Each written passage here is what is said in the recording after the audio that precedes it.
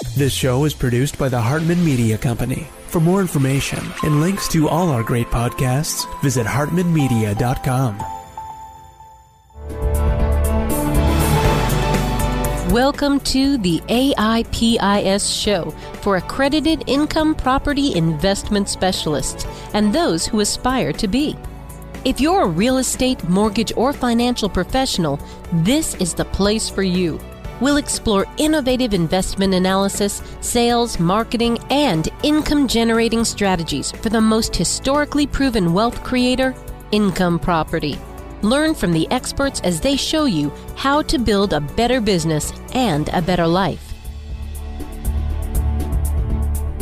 All right, what's up, everybody? This is Dan Barrett from Adwords Nerds, and I am here with Jason Hartman. Jason, welcome to the show, man. So happy to have you here. Hey, thanks, Dan. It's great to be here, and I hope to share some good information with your audience about market cycles, the economy, the real estate market, predictions as to where it's going, and a little bit of talk about where we've been, because that helps us all understand where we're going. All right, well, I'm pumped to have that conversation because I usually say, I do the marketing piece and the economy part is above my pay grade. Sometimes when someone could explain it to me. So before we jump into the specifics, I would love to pick your brain a little bit about data and thinking in a data-driven kind of way. Because I think a lot of people, particularly investors, will say they are a data-driven person, when in actuality, it is not always the case that their behavior is driven by data. So to take a step back, you work with so many students, so many investors, you sort of helping them get this mindset. Yeah. So, the first thing, of course, and you alluded to it, Dan, as much as we'd like to believe we are logical, we're all human and we're emotional creatures, and we largely make decisions based on our emotions, and then we justify them with logic. Okay. That's just human nature. It's probably never going to change. It's probably always been that way.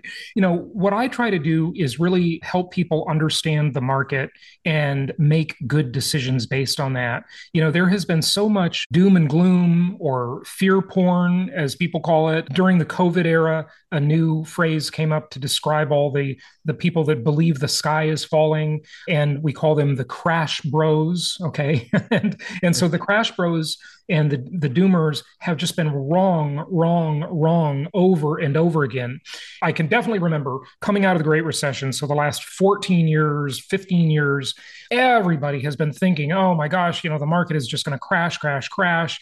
And really, they've been thinking that for much longer. If you go back 250 years, there was an economist named Malthus who thought that the world was going to run into a period of mass famine and the human race would basically be wiped out because of overpopulation.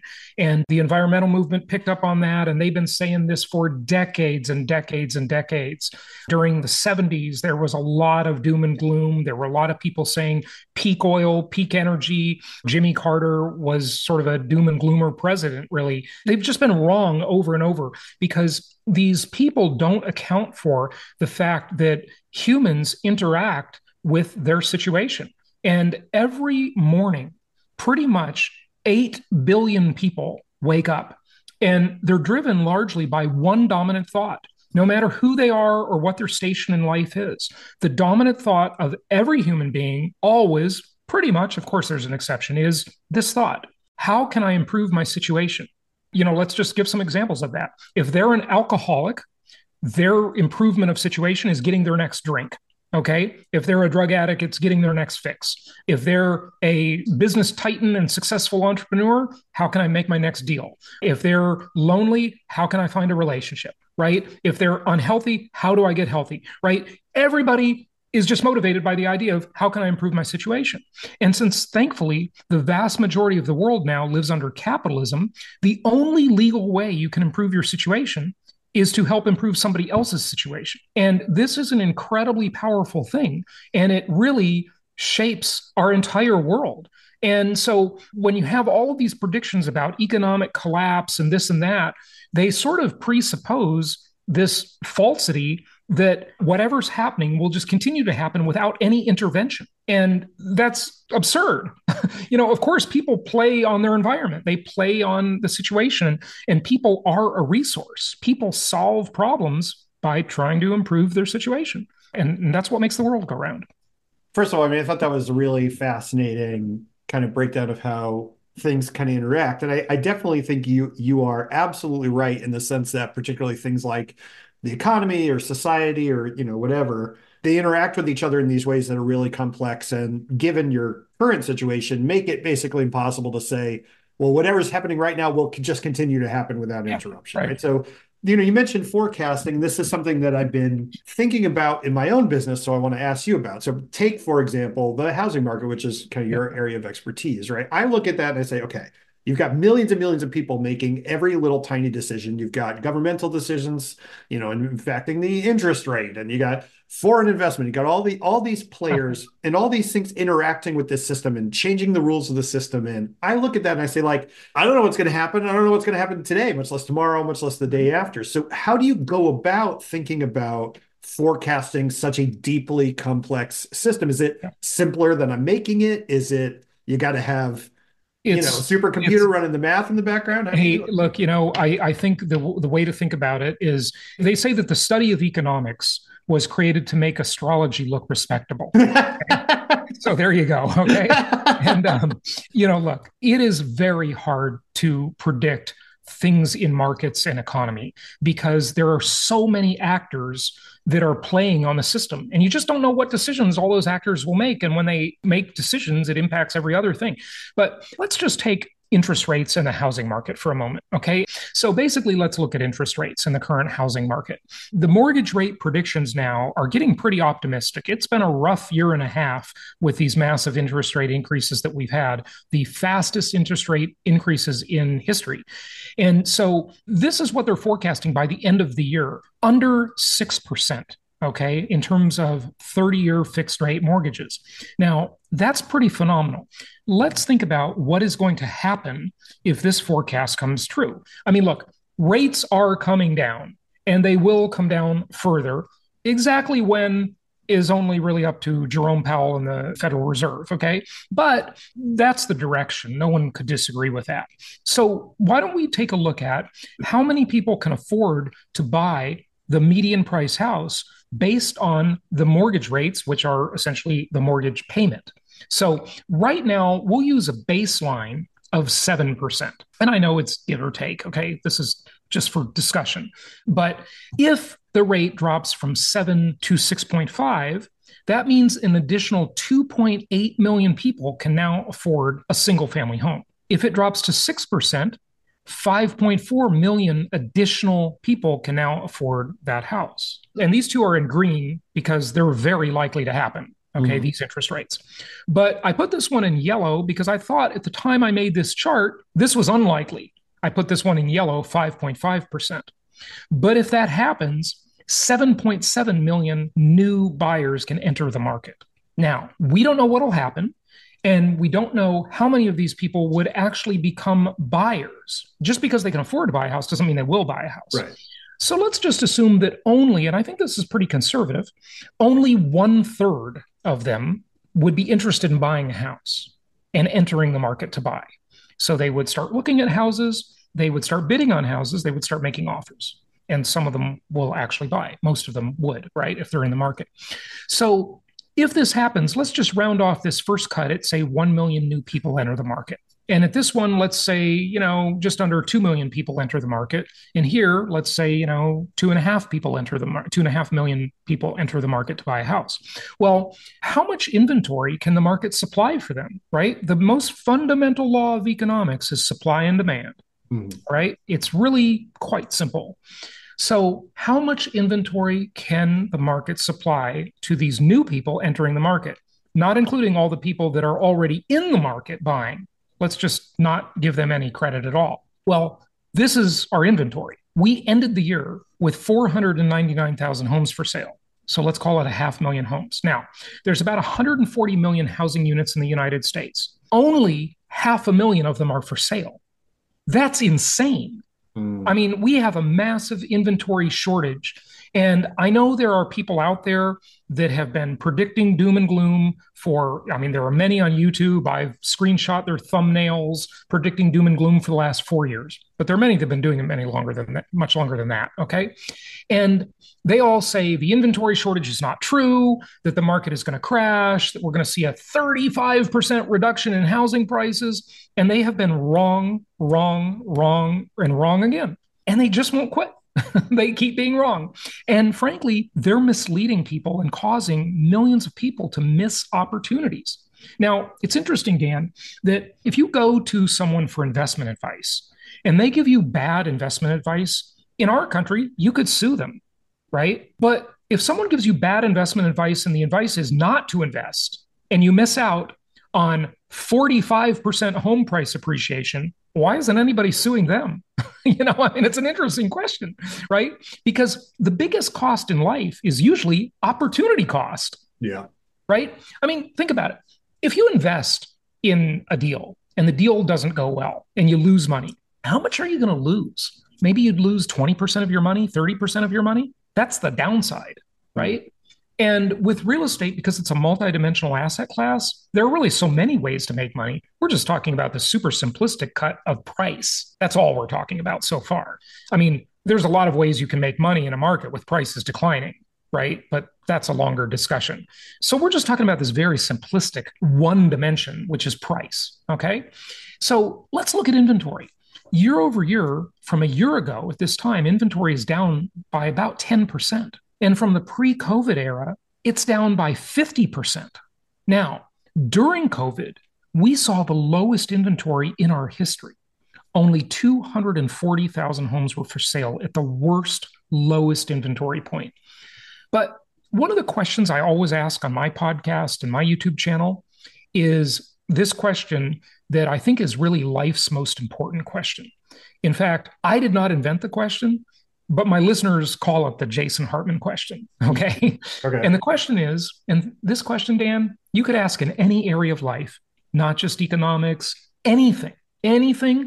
It really is the question that drives human knowledge of anything. The only way we know anything is by asking ourselves this question: compared to what? That's the most important question in life about anything. Compared to what? Because when we have the reference point of comparison, then we are able to make educated decisions. So it begs the question, what is the right amount of housing inventory? Almost every expert will tell you it's about 1.2 to 1.4 million homes for sale at any given time. And if you think about it, 1.4 million would be about 1% of the housing stock would be for sale at any given time. So now we have very low inventory. If you visualize the sink in your kitchen and you visualize the drain as the buyer demand is sucking up the inventory, and you visualize the faucet as new homes coming up for sale, right? And then you visualize the basin of the sink as to the current inventory, right? What you have is, since the rates went up, you have a drain that has become clogged.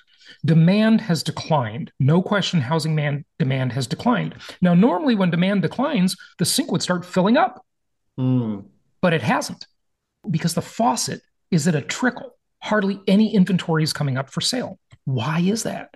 Well, one of the biggest factors in why there's so little inventory is the fact that during the COVID era, when we saw the lowest interest rates, quite literally in 5,000 years, and I'm not kidding when I say that, there are historians that have tracked interest rates back to ancient Egypt, okay? 5,000 years, I'm not kidding, okay? Read a great book by the late David Graeber called Debt, the First 5,000 Years. It's an excellent book, okay? And he shows you the chart, okay, right in that book. But there are other sources too. So we have these super low rates, and virtually everybody in the country either bought a new house or refinanced their existing house. So we're left in this position where 25% of the country has a mortgage at or below 3%, and 65% of the country has a mortgage at or below 4%.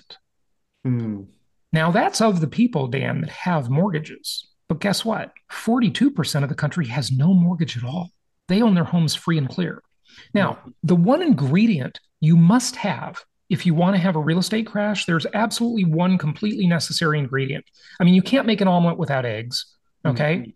So the necessary ingredient is millions of distressed homeowners that become millions of distressed home sellers. And we have the complete opposite of that right now. We have tens of millions of very comfortable homeowners that refuse to put their house up for sale because their deal is so good. Mm-hmm. And here's the big mistake people made. When they saw the interest rates go up, all the crash bros renewed their opinions that we were going to have a real estate crash. And they did it by myopically looking at the reality of a new buyer entering the market. And the reality was that housing had the lowest affordability in 40 years, 4 decades, low affordability. And the market just seized up. It kind of froze where volume went way down, but the prices kept appreciating. And so few people could understand that. They just couldn't, like, why would that happen, right? And the reason it happened is because the existing holders of housing inventory refused to sell it because their deal is so good. And they have 27 to 28 years left on that incredibly good deal. Their mortgages won't come due and they won't make the last payment until 2053. Right. They're not selling. Okay. And this is the poison pill that the Federal Reserve has put into the housing market. And when I say poison pill, it sort of depends what side of the equation you're on. Right. It's the poison pill if you're trying to buy a property, because this is the pill that will keep inventory constricted for many years to come. First of all, that was a really incredible explanation. I've never heard it explained so clearly before. So that was really helpful for me. Yeah, thanks. So if I could extrapolate from that, right, what we would probably expect from that situation as, like, let's say you're a real estate investor, you're buying and flipping, you're holding, whatever you're doing, right? The challenge is going to be for those folks finding deals in the first place, not necessarily disposing of the deals because the demand is still high. If you have a deal, you can flip it, you're going to make the money. The challenge is on the sort of lead generation, lead acquisition side. Yeah. Yeah. Okay. Yeah. So that makes a lot of sense. And that definitely jives with, like, I think what my business is such a one little corner, right, of real estate. And so, right. So I always say it's like I'm looking out a little window and I have to kind of guess what else is going on in the world because I just don't necessarily get it. So that definitely lines up with my experience. I'm curious, when you work with investors and, like you said, you work with people who haven't done their first deal, the people who are already really successful and just growing. When you talk to investors today, what do you tell them about what they're going to see in that marketplace when they jump in there and they try to, let's say, do their first deal or do their fifth deal? What should they expect? What are going to be their difficulties? Do you basically just say, like, hey, it's a numbers game and you got to stick to it? How do you advise people? I'll tell you something. I have been doing this for a very long time, probably longer than almost anybody you'd interview on your show. Okay. And I have never heard a client say in almost 10,000 real estate deals that either I have personally done for people as a broker or my companies have done for people. Okay. 10,000 deals. I'm close to that number. I don't know the exact amount because I failed to keep track. I stopped counting after 9,000. But it's a rough estimate. I'm getting close to 10,000. Okay. So here's the thing. Nobody ever says, boy, that was such a great deal until they wait a couple of years. Then they look back and they think that was a great deal. Okay. Every deal looks like a good deal in the rearview mirror. It always seems too expensive at the time. And if you think about it, anything you buy that's, not just a thing with a price tag on it, anything you buy that is on like an auction basis or any kind of competitive market, if you go to a Sotheby's auction and buy a piece of art, or if you buy a house sitting on the market, right? Anything you buy, you're overpaying for it. What do I mean by that? Well, let's unpack that for a minute. If you were underpaying, the seller wouldn't have sold it to you. It was clearly worth more to you than it was to them. So let's take a house for an example. There's a house that's sitting on the market for 30 days. The market is aware of the house. It's in the multiple listing service. It's on Zillow. It's on Redfin. Everybody knows it's there for sale, but you're the only sucker that comes along and actually buys it, right? Yep. Okay. You overpaid. Anybody could argue that you overpaid, right? Because no one else wanted it until you came along. But that's the way it always works with everything. Okay. Everything, when that meeting of the minds occurs, the buyer overpaid because there wasn't another person that was willing to pay more.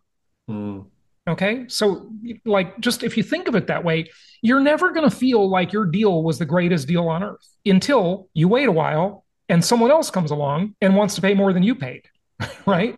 And because of the natural scarcity of housing and how it's very hard to duplicate, unlike silly assets like NFTs, for example, non-fungible tokens for people in the crypto world, right? Those are infinitely duplicatable, right? There is a hardcore constraint on housing, okay? Whether it be through land use or just the commodities used to build a house. Think of it. A house is nothing more than a set of what I call packaged or assembled commodities: copper wire, glass, steel, concrete, petroleum products, energy, labor, wood, right? All these ingredients that build a house, right? And those ingredients are hard to make and scarce, and they don't tend to get disrupted by technology because they're built of atoms. Atoms are hard to duplicate.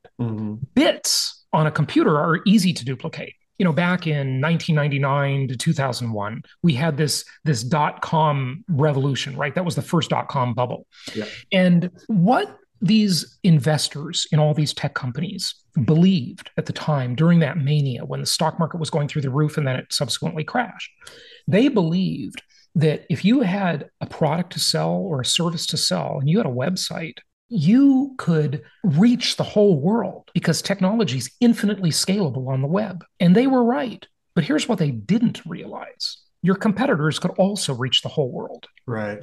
And you were just a mouse click away from going to the competitor. So there's no scarcity in that. But in real estate, there's a lot of real scarcity. Okay. Okay. So I think that was really insightful. I think the thing about scarcity too, it really makes a lot of sense. And also it reminded me of, when you were talking about how every deal looks great in hindsight, or good deals are great in hindsight, right? But they look bad at the time. It reminded me of, I can't remember where I heard this. It might be a Charlie Munger thing, but it was like every great investment is a bad idea at the time that you make it, because if it was a good idea, that would be priced into the price you bought it at. And because it's not, that means everybody thinks you're an idiot. You know what I mean? And it's like, so I think that makes all the sense in the world. You talk about a lot about inflation. Are people anchored in their minds to like the price they paid 3 years ago?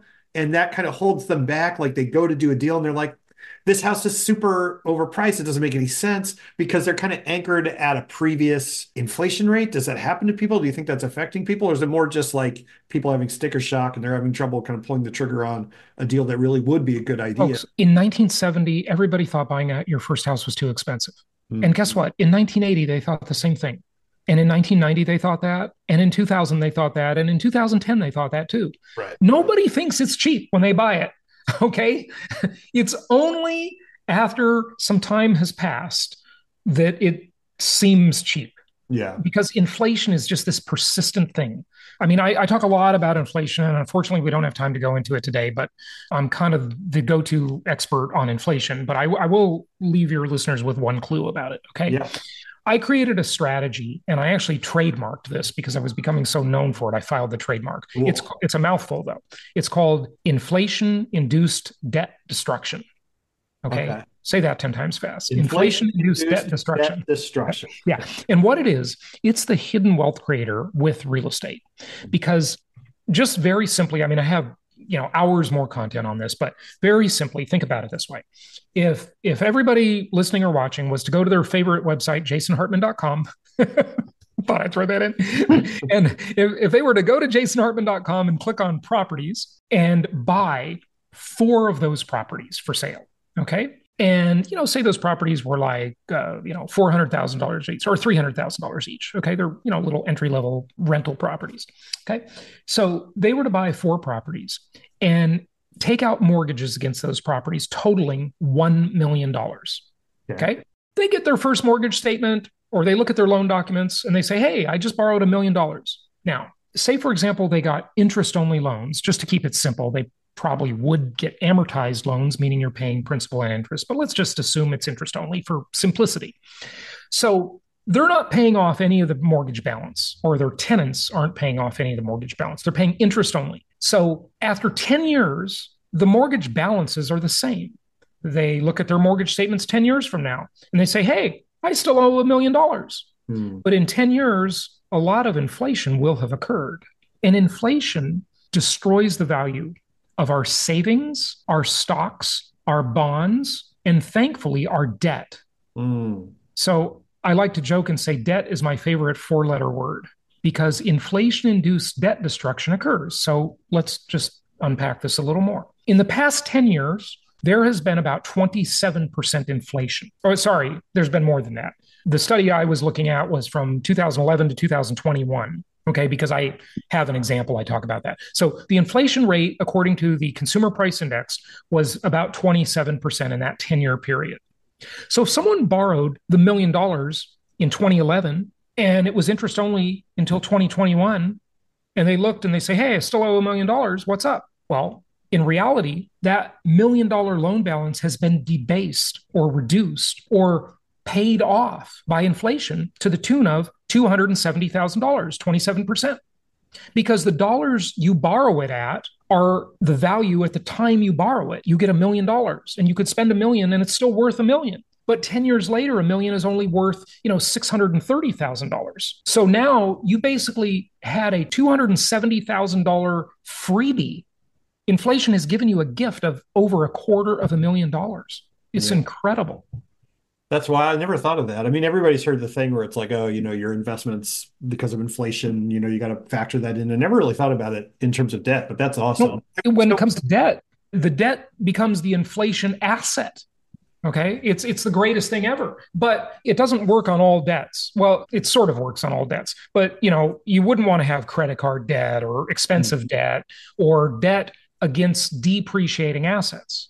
But when you have debt against appreciating assets and the debt is paid by someone else called a renter or a tenant, it's like the ultimate formula. That's why so many people get rich with income property, and they don't get rich in the stock market, and they don't get rich in the bond market, and they don't get rich owning gold. They get rich with real estate. Yeah. Because it's got these multidimensional characteristics. Thank you so much for listening. Please be sure to subscribe so that you don't miss any episodes. Be sure to check out the show's specific website and our general website, hartmanmedia.com, for appropriate disclaimers and terms of service. Remember that guest opinions are their own, and if you require specific legal or tax advice or advice in any other specialized area, please consult an appropriate professional. And we also very much appreciate you reviewing the show. Please go to iTunes or Stitcher Radio or whatever platform you're using and write a review for the show. We would very much appreciate that. And be sure to make it official and subscribe so you do not miss any episodes. We look forward to seeing you on the next episode.